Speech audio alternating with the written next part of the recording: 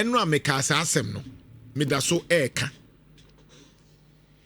mimiye kristoni de metimi abo ene se meja amanyankopon na madome nipa krono ewo Yesu din mu enti me police ni bia ojeje sa sika no a enye mra kwa so no ewo Yesu din mu ne ho nto no mimiye kristoni sa na metimi aka enti police ni bia na ojiji sika ya ka kire otene wonsa ewo Yesu din mu a megidi no wo ohonto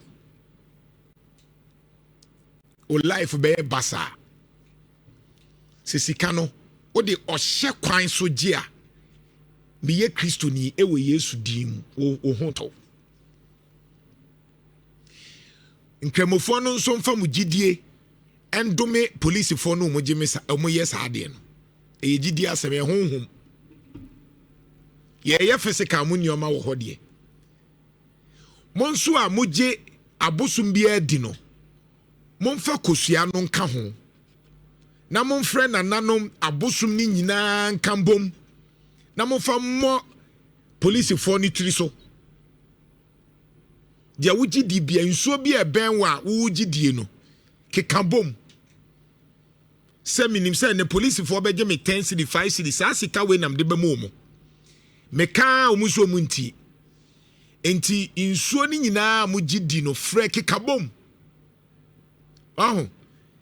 ne fa sa 5 cedi nation insem no de onje 200 na oje no ohye kwan so no mani hu bompa ye guso mpa ye bia wo gidi boguso ne fa hye nsem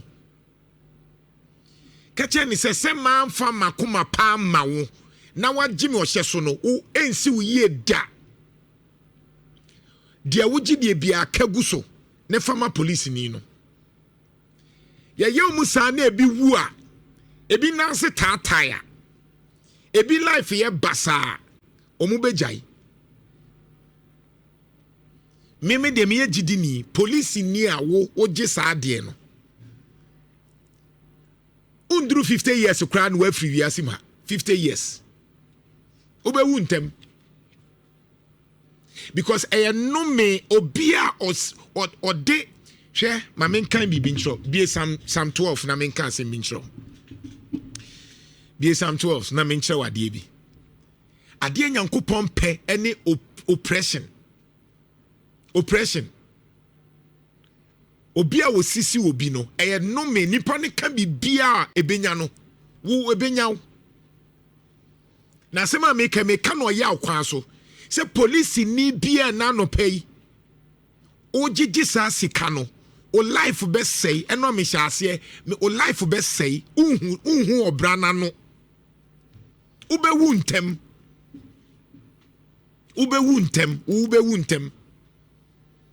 ubenya kidney liver ansa no wawu sika no di gu botoma de odi be bia enye yie ebe hye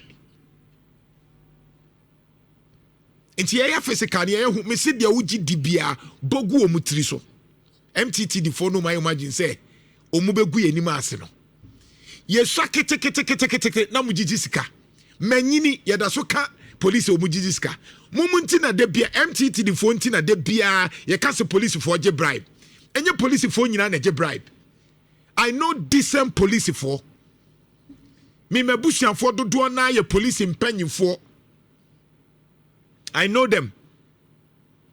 Mebusian for dodo na ye police mpanyifo. Ye ba soldiers a mebusian for dodo na bi ye soldiers mpanyifo, enya nkwada mpanyifo. Nti I know them, they are worried. And no police mpanyifo mu frɛ me from Accra. They are worried. How mom say they empty the enim guasie police for na timika say enkofo die che say enim guasie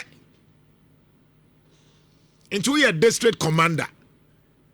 Enye sika bia na edio me say eye nipa moja no atwe aba no egu odax so a wasre a wuyi die ba de wuyi bia be no me amaw erade be di asema mai o life enye ye ohunto obeso life aye basa because sika na wo gye ye na wo di gu botom no enye usika no sika nya wo dia ne ye ni sika fi eye nome eye chiwade nyankopon pesa ade no onhyiraw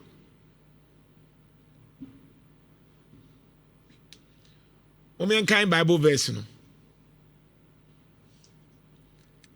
Psalm 12 Twi no ho nso anoma kan we are brof edrum na bi na David wakasa wabre obi a ye de opɛ nti David bompae sampai bon na mpesa mebo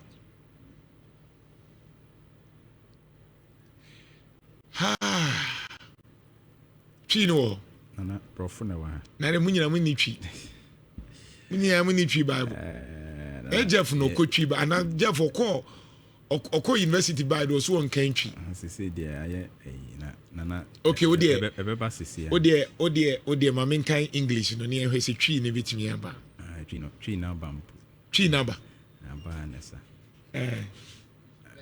12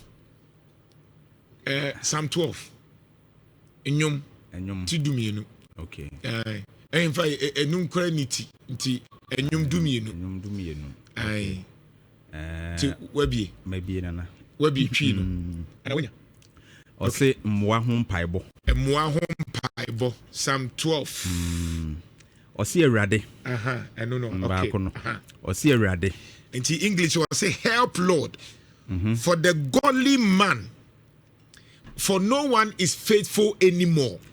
Those who are loyal has vanished from human race. Osi erade boa na hotefo riwiesa na nokwafo ase reshi nipa mmamu. Everyone lies to their neighbor. Obiara etwa ne yonko kuntumpo. Bie di atro. Anofremfrem. They flatter with their lips but harbor deception in their hearts. Ayasemo obi etwa ne yonko kuntumpo. Obi etwa ne yonko abe. Anofremfrem ne akoma nta na wode asa. Wonim sade na wo ye ne nye but wo kama na yet so onim. Nti obi di ho atro asif say ni ho. Nti na mbe yes ano because police ni bi oya panyi bi anim say police fo no nam ekwan so gigi sika de bia. What do you say? Nti Mr. Police Commander also a man attention. Oh bia ni ho. Ye da ye ho. Police ni bia oya panyi ba catch am say police fo ni so gigi sika. Na say unsuro nyame. Kuntumpu. Na tie 3 no do kan. David in Pipe was it, may the Lord silence all flattering lips and every boastful tongue. Osi me radi ntwa ano defe nyina ne techrema a eka nsenkese. Ontwangu omu nyankopon twangu. Now osi by those who say by our tongues we will prevail. Our own lips will defend us. Who is Lord over us? Osi wona wose wona kase ha ye ntechrema na ye didi mensem ye ntechrema ya bio ya ba na ba ye ne wotumi o ye nano wo ho ye wotumi hwan na obedi yenso hwan na betimi a che de ye police fu ye wotumi o ya ba na bo na hwan ne wo ma mi wotumi hey my friend pack for 200 bra enko be bia omo boast no that ye dear radeka Psalm 12:5 tie dear radeka or say because the poor are plundered and the needy grown I would now arise say the Lord I will protect them from those who malign them or say mobrofo so she ne ahiafo apinisie nti me sorry Sasha 5 na yemde mobrofo so she se wo she wona omuye mobro ne ahiafo apinisi ne ahiafo mu complaining say mu sisi omunti me sorry me rade me sorry afi say rade sin obede meje de ogu ahome repɛ nkwagye no nti megye de obre ne nkwa megye ehiafo enkwa. And the words of the Lord are flawless, like silver purified in a crucible, like gold refined 7 times. Erade bɔhyɛ yɛ bɔhyɛ kronkron. Te sɛ dwetɛ a wanane no ananeɛ a asene fam a wayiyi mu mprɛnson. You, Lord, will keep the needy safe. You, Lord, will keep the needy safe and will protect us forever from the wicked. Aw Erade hwɛ yɛn so na kora yɛn firi nnɛ mmayi mu daa. Who freely struck about when what is vile is honored by the human race. Sɛ ahuhusɛm ahora nipa ɛma mu yi abɔnefoɔ abu so ne nam. People are wicked. Nipa enti David boss empire no. Say one no moka say ye wo tumi nti dia no be betimi aye no. Enti because of that ne Nyankopon sorry. Enti eye principle. Obi a wo sisi obi bia ohiani bi obompa e kire Nyankopon sorry. Yeah. That is why it is very serious to say wo tumi a wo de besisi obi. Yeah. Enti obi a oni bi now say sisi no no. Oka say me de wo je Nyankopon a wa dome wo life. Sure. Ena na ya bebre hu no. Eno me so na afi yemra school die no. Eno me no gu ahodo na na de okan ena bebre hu no. Obu a na adwen sesebe ebia wabɔ ne ho ban. Obu a na adwen se o me prosini ma die aduro. E prosini ma yesi but nana dade bi twa dade bi. Tumi nyina wa awurade. Ena ade bi a wudi fobia nso no sebe ugina no anye yie. Nti yeso o mo hye ne nso. Na wo mo aye o mo se on se prosifo to da bia na bibia to binom. Na awuraho no oman ni abeka na asemanfo nsunum police ni ba de bia a waye obie na no maami bia yeso wakofa no ma se nyaadoa ne ade a wode agu ka mu a wo mo de ba prosini ejina akwan so a wo so woje wo mo se 10 million se 8 million e wo kwan mu ho nye se wo mo mu ntwamu a na koye hu ha driver ni eye no so ade ono no load bi kura betwam a load no kura bro wono ne de na okurai ba kwa ne koya na moma ne koye se wonim ka no ntini wa mana kwa na se wono na che se wo betata na obeye ya ena prosini nso onya mu obi ankoye na wo so wonya mu obi ankoye de a driver ni koyi snap ni kosua se ne onya mu obi ankoye de a ene ono so ogina ha no wa ye de obeye san se wo ma obi eduru ha no ono se wonim no no abu mra so na so wontwam nko a se ni ya se twa so muntum kanko afedi wontu ni kanko osro diabo na che se ahomete na wonim yemra no road regulations no a ewo ho na ma ekwan ma prosifo na ade a na ha me ne se prosini kra no no mra ma no ho kwan so ne ba beje wo license hwe no kra anye on ne behwe ebi okra be zoom police bru fu ene wo mo ehye black un se ba ko ka so se black fu bi begina ho no o mo kra bi wo no kra se be corporal ni o che but emra no specify who should examine your license, who should check your license. Road Traffic Act no Act 683 no it should be the inspector banana bi wo be un se boys corporal for ni sergeant fu yi no atu moto ana wa chese wo makogina kwan ho ba bia cross kwan no wo mo check license inspector bia nka wo ho oya na ya ni age wa yi ni and you see nana these things are cost no egu o man nani mu ase na wo ya ban na wo so na no ma we cost na ye ka na wo bu nua egu aso se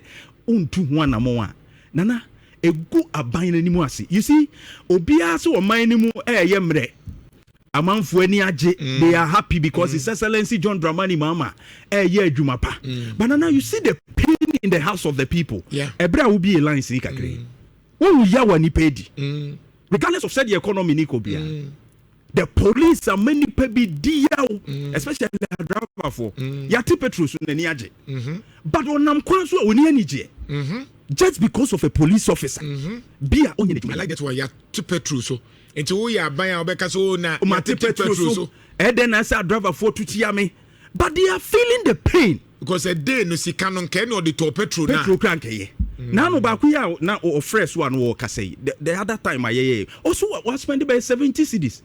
Ne no me deal. And no pan one in the moon was here, much be a bit no tria win, no tria we, but could be or so 20, but 50, but and now we are one more fresh class who this were 50 years. And then they are paying this all this money in pain. And yes, I need just to know the TS canoe. You want so be a petrol no crano, and Tiswani a bear 20 and 30 bill. But what she are more than so. And to the help now, so the Abra driver for no. The driver doesn't feel it. The driver doesn't feel it. And His Excellency at 240, no money addicted. His Excellency John Dramani, my money at 240, Motua. Oh, yeah, Juma, the economy is moving. Drivers are now okay. But they are not okay. In their hearts, they are feeling the pains. And so, your best say, IGP, on said Ramekasimbiwa. IGP. So they cannot tell me any can ask me. They cannot tell me that they are not aware of what is going on. And yet the is alleged say police for no kwanso they come and make sales.